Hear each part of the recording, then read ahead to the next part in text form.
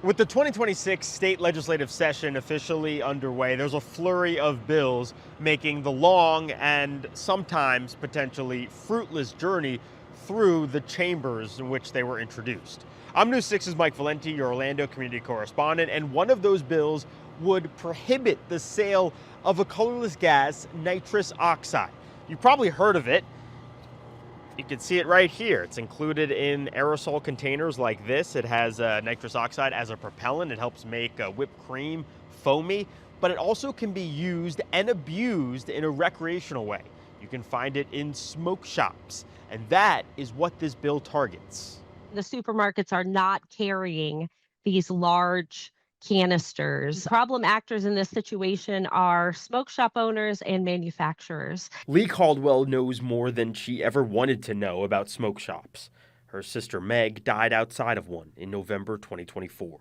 She was the apple of all of our eye. 29-year-old Meg Caldwell overdosed on nitrous oxide after a crippling addiction. Inhaling the gas is illegal in Florida, but selling it in smoke shops is not. She would tell us, I'm buying this legally. And we would say this is harmful. She never believed that it was as harmful as it could be.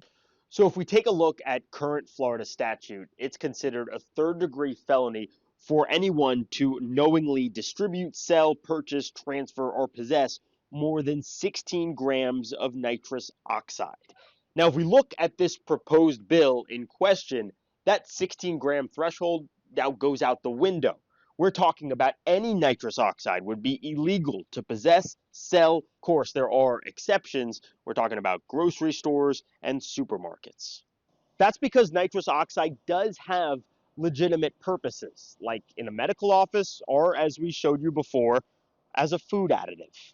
If you are a restaurateur using it in a commercial kitchen, you're not headed to the smoke shop to get your nitrous oxide. Last September, an undercover operation resulted in 70 felony arrests tied to retailers selling nitrous oxide in illicit amounts.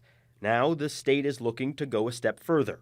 But they can turn off this whole supply chain for this illegitimate use. Lee plans to travel to Tallahassee to testify if this is brought up in committee, but so far it has not been scheduled. I'm your Orlando community correspondent, Mike Valenti, News 6.